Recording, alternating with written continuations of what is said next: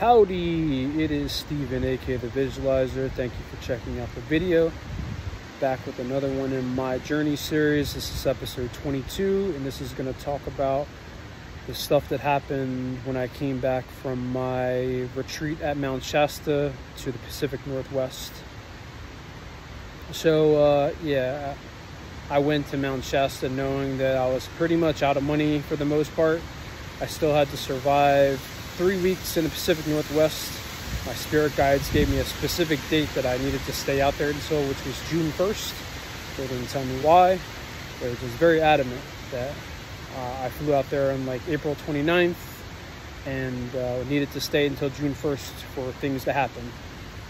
So I went to the retreat, had a fantastic time, but didn't quite get the breakthroughs that I was looking for. I was really hoping some unexpected stuff would happen, and while I learned a lot, gained a lot of wisdom, made some real lifelong bonds with people, and there were some kind of baby steps made, that big kind of happening that I've been trying to push for in my new beginning just did not happen. So got on the plane from Sacramento back to Portland on a Friday, and I had about $230 left to my name, and 100 of that was given to me by someone at the retreat, just because they heard my story and they were like, yeah, you need it more than I do right now. So another one of these things where the universe looks out for you. So I landed in Portland that night. It was a long ass day because it was like a 3.5 hour car ride from Mount Shasta to Sacramento, and then it was a plane ride, and it was just a long week. We had done a lot, and when you do a lot of spiritual stuff, you get extremely exhausted. So I had not really had a chance to like rest yet, and long ass week. So I landed in Portland not knowing what the fuck was going to happen. I had enough money basically to get like one night stay in a hotel, and I was thinking about like what I would do, and I had stayed at this really cheap hotel near the airport, and my spirit told me to try something different. So I booked another hotel that was a little bit further away, but I booked it specifically because it said that they had a shuttle that would pick you up from the airport, and I didn't have any extra money really for transportation. So I was like, bet. It was like the next best thing. So the hotel was in Vancouver, and I called them up after I booked it and online, and I was like, hey, can you guys send the shuttle down to the airport whenever you get a chance? And they were like, you have to give us 8 hours advance notice to get the shuttle. And I'm like, fuck. So it's like 8 p.m. at night right now, and I'm fucked. Like, I already paid for this hotel, and I'm like, all right, cool. I'll just cancel the reservation and pick another hotel. Have a good night. Went to cancel the reservation and found that you couldn't, probably because it was after the normal checkout time. So I'm like, fuck. Fucking booked this hotel with nearly the rest of my money. Like, I really, really, really needed it, like, to rest. So I was like, all right, well, I have to make it to this hotel. It was not really in walkable distance. I didn't have any money left on my checking account because I spent it all booking the hotels. All I had left was a $100 bill that the lady gave me at the retreat. So I had to call a taxi, had them take me up there, and I was driving up there, and I was telling the dude a little bit about my journey. I was like, yeah, Spirit and God told me I need to stay in Oregon for a month, and he was like, the hotel you booked is actually in Washington, bro. And I was like, for real? I was like, damn. And I got like a little scared at first. I'm like, how deep in Washington are we going? And he was like, I was only like 10 minutes across the border. So I didn't even know that Portland and the airport are pretty much on the northern border of Oregon. Good old geography major. So it took me to the airport. Took me to the hotel, dropped me off. Had all kinds of trouble kind of getting checked in. There was all these hidden fees and shit. Got that all sorted out, and went to bed just like, fuck it, I'm out of money. I still have 3 weeks to go pretty much. We'll figure this shit out tomorrow morning before I check out. I woke up in the morning and just praying and meditating and looking for guidance, and didn't really get anything. So I just started thinking like realistically, like worst case scenario. So I was still carrying around 2 big pieces of luggage that I had brought for the trip, because I brought like a week's worth of clothes. I figured I'd be able to do laundry and shit, because I was supposed to be out here for about a month in the Pacific Northwest. And I was like, okay, your boy out of money, nowhere to stay. Like, I'm probably gonna need to do some walking today and for the near future. I was like, I cannot carry these 2 pieces of luggage around at all. Like, even though they're on wheels, it's gonna be a super pain in the ass. So I just made a decision that morning to consolidate everything that I needed, bare minimum, into my hiking backpack that I brought as my personal item on the plane. And after I checked out of the hotel, I just went around back and pretty much chucked my luggage into the dumpster. So it was everything. It was pretty much like all the clothes that I brought, a lot of personal items, anything that I feel like was not essential. I basically kept 1 change of clothes and just very bare minimum stuff. And that was all I had left. And I checked out and I just walked away from the hotel and was like, all right, well, we're going to figure shit out. Shit is going to happen. So I went back to my old game plan from when I was homeless in Pennsylvania and sought out kind of like a nearby park. So I walked like an hour first to a nearby Target that was on the way, and then spent the last of the money I had, which was like 25 bucks on food. I was like, let me just get something that's like sustainable. So I got like a couple boxes of like Kind breakfast bars, and I was like, this is gonna have to do for a while. I'll stretch it out, you know, I'll fast and whatever. And then walked over to the park. Thankfully, the park had the good old water fountain in the bathroom. It was clutch. That's you know, what I needed to survive when I was back in Pennsylvania, homeless for several weeks. So I was just in this park, and it was hot as fuck. It was like 90 degrees in Vancouver, Washington that day. And I was just contemplating shit. I was like, bro, what am I gonna do? Like, 3 weeks, no money. I don't know anybody out here. Like, I have nowhere to stay. So I was like, okay, I guess tonight we're sleeping in this park probably, or I'm gonna try until I get kicked out. Thankfully, Washington, at least Vancouver, Washington, there doesn't seem to be any kind of homeless problem like there was in Portland. It's like night and day. So I'm like, all right, I don't see anybody out here on the streets or anything, anybody in the woods. Like, I might be able to pull this off. So then I got a download from my spirit guides in the middle of the day, and it was like, hey, this is a test. Like, you're in a real bad situation. What's one thing that you never do? And that's ask for help. And they were like, shoot a video, and I'll tell you when to put it up on your socials, and ask people for help and see what happens. And that's the only way you're going to get out of this. So I was like, all right, I got you. So I shot a video and then saved it, and then it was a long ass day, man. I got to the park at probably like noon, and then stayed the whole day. It was like a park that had baseball fields, so I was watching little kids play baseball and shit to pass the time. And I was just planning. I was like, okay, I was scouting the area for like where I could go to like charge my phone, because I knew that was going to be crucial. Again, the water situation, the food situation was good for the time being, but I didn't know how long that shit was going to last. I had no idea whether I was going to be able to sleep in this park or what. So I was kind of scouting the park during the day for kind of places that look most comfortable. And, you know, it's a park. It's pretty much benches and shit. So nightfall came. Everybody left the park, and I was just kind of chilling in a dugout of one of the baseball shits, kind of hiding so that anybody didn't see me.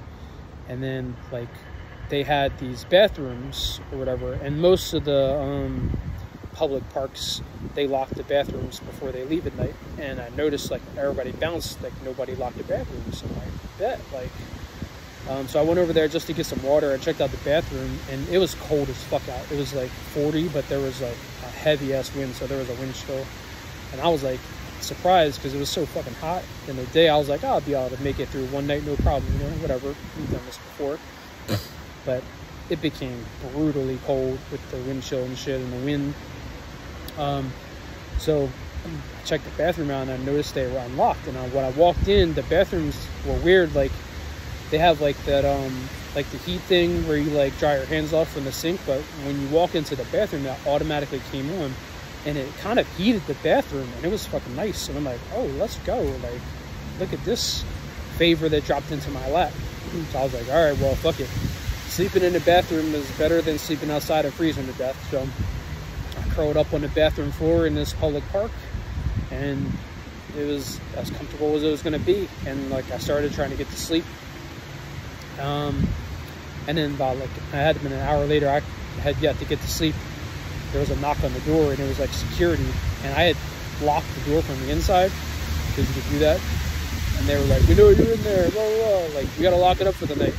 And I was like, all right, just finishing up a piss, I'll be right out. And then I got out and bounced, and the part in the garbage didn't say shit. He was just like, we gotta lock it up, bro. And I was like, all right, I got you. I'm leaving now anyway.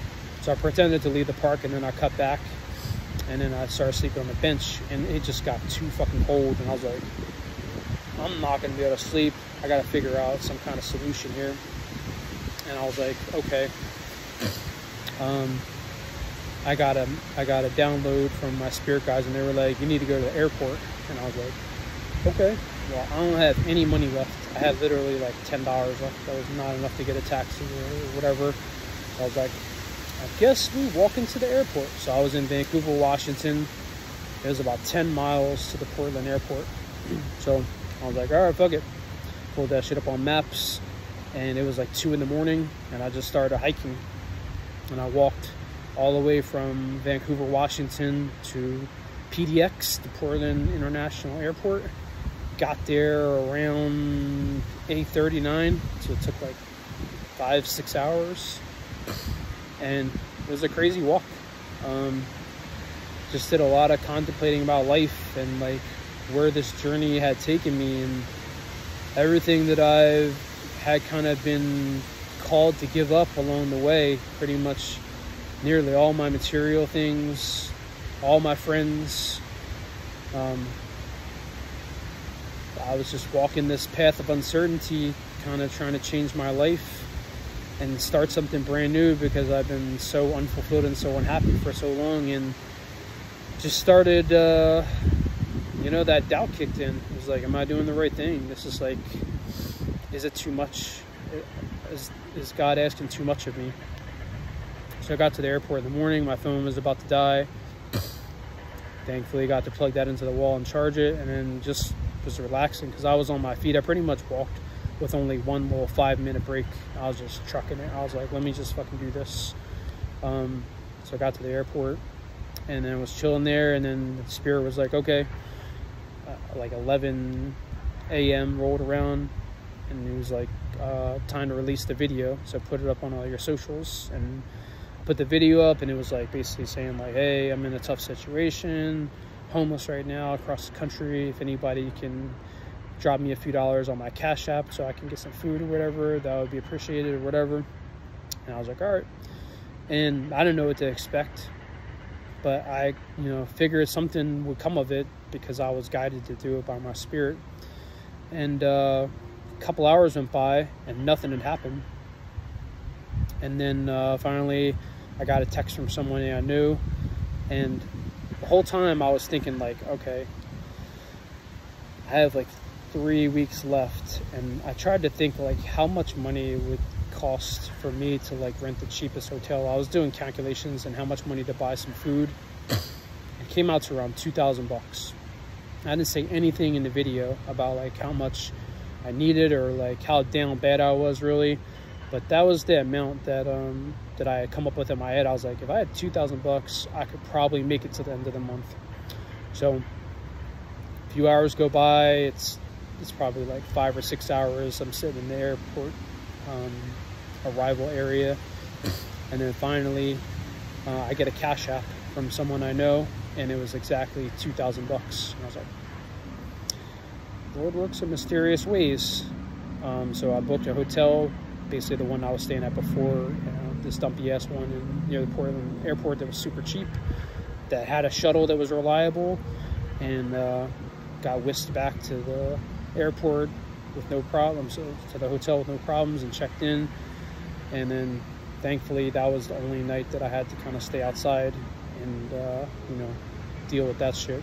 So I was like, okay, well, things are happening. That was kind of miraculous that it happened in the way that it did, but still I had no idea like what am I going to do with the rest. I had like 3 weeks kind of to do nothing. I had barely any money left. I spent the rest of it on just food, kind of more fruit bars, something that, you know, was cheap and that I can get a lot of that would kind of stretch me out. And then I just decided I'm going to get back heavy into my energy healing training and really get back, because I had, because I had been traveling and stuff, and I've been dealing with all the shit with moving out of my apartment and being homeless for a while. I kind of like stepped away from my energy healing training in the community to a degree. I figured I have nothing but time right now, so I got back into my studies, got heavy into it, started getting back on our calls daily, and I just really focused on continuing to better myself, specifically in the area that came up. And it was like, my spirit was like, okay, now is the time that we need to figure out your emotional repression issue. So you have an issue, long-standing one, where I've talked about it on some previous videos, where I just don't feel any emotions or feelings or sensations in my body very strongly. So I come off as very numb, detached. You can probably tell it in kind of my monotone delivery to a degree. But it's been a big cause of why I'm so unhappy in my life, because I don't feel like I make genuine connections with people, and then just things happen and they just kind of just go right past me. Like things that I should be experiencing happiness and joy, I don't feel any of that. And then even the stuff for like pain, suffering, disappointment, it hits me and then just clears within like less than a minute. So like, I don't feel like I'm getting the full human experience out here, because I'm being so protected by my subconscious. So I really started focusing on that in my my energy healing academy calls, and people started coming out the woodwork, because I started talking about my troubles with people, and they were really offering help, a lot of help that was like going out of their way with time and effort, stuff that they would normally charge for. So that was awesome, and those were kind of like steps that were unfolding in front of me, and I took advantage of all those opportunities. And yeah, tried to get out of the hotel periodically. It was there wasn't a whole lot of nature nearby. It was in kind of a very urban area right near the airport, but there was this one place, this lake that was decent, that I would get out to, just to be able to get out and walk and be in nature, since that recharges me a bit. And yeah, the food started really getting stretched, and funny coincidence, I was just super fucking hungry, because I was eating basically like 2 snack bars a day, one in the morning and one at night. And the boy was hungry. I'm a big boy. And kind of like 2 weeks went by, and I was fucking starving for like a real meal. I had not eaten anything in weeks. And I talked in previous videos about how I was helping this homeless guy out back in Pennsylvania months ago, back in February through April. And I would always go to the Chipotle, because that's where he would camp out, and I would always get lunch there. And coincidence or divine orchestration, when you eat at Chipotle, if you have an account, you build up rewards points, and I had forgotten all about this. So I was fucking starving at the end of like, I don't know, it had to have been like 3 or 4 weeks since I had eaten a real meal. And I was like, man, like I was trying to manifest and pray for something to happen in my favor. Like, hey, is there any way I can get like a full meal today? And then I was given the old saying, you have everything you need with you. So I started thinking about it, and I was just guided to check my Chipotle account, and I had enough reward points for 2 full entrees. And I was like, well, I guess that's all I get for helping out the homeless, but I'll take it since I'm fucking starving. So I walked like 45 minutes to the nearest Chipotle, cashed in one of my rewards, and got an actual decent meal for the day. And then I stretched that out and had the other one near the end of the month where I stayed there. But just another thing where things be happening in my favor. They may not be gargantuan miracles, but should be working out. Yeah, and then I kept working on myself. And as the time grew closer to June 1st, anxiety started to kick up, because I'm like, I had a bunch of things that were kind of scheduled with regards to my my healing journey, to get my repressed emotions brought out with some specialists, and 2 of them kind of canceled on me at the last minute. So I'm like, fuck, what does that mean? Like, I worked so hard for like 3 weeks on this shit, and I really thought that these 2 kind of sessions were gonna get me right before I went back to PA, and then they canceled on me. So I'm like, oh shit. And then I had the flight booked to go back to PA, but I didn't have anywhere to stay because I didn't have an apartment anymore. And I knew when I went back, the lease on my truck was actually up in like 10 days after I got back in PA. So that was going to be gone as a form of transportation and as a place to sleep at night as well. So I just became just very fearful about what was going to happen, and started catastrophizing and thinking about like the worst case scenarios. And I was like, man, like I really need something to happen for me good when I go back, because like it'll kind of seem like I came all the way out to the Pacific Northwest, and this whole month trip would be for nothing if I came out here and I go back and I'm just back to what I was already. And the old faithful suicidal thoughts started to creep in, and I was like, man, like, and I basically put a date on it, which, you know, you never should do as far as stuff, but I was really losing hope. And, you know, I know that God makes the impossible possible, but it had been, you know, it's been a long ass journey, man. Like 9-10 months, and realistically, there's only been like one thing that I can really count as like a really bona fide, like huge miracle that happened in my life to push me forward somewhere. Everything else has been me just really putting in so much work and putting good energy out in the world. And I just felt like, man, nothing is coming back. Like, this is not how it's supposed to work. Like, really just giving everything. And then I've been totally deconstructed. Everything's been taken away from me pretty much. And I just started planning my suicide again. I was like, listen, if something doesn't work out when I get back home, the day that I have to take my truck back, you know, if nothing happens by then, like, I'm really going to be out of hope. So I'm going to be stuck in one place. It's not going to be good. So that consumed my thoughts in the last week before I flew back to PA. And got on the plane pretty hopeful. I was like, man, please make something happen. And I'll leave it on a cliffhanger.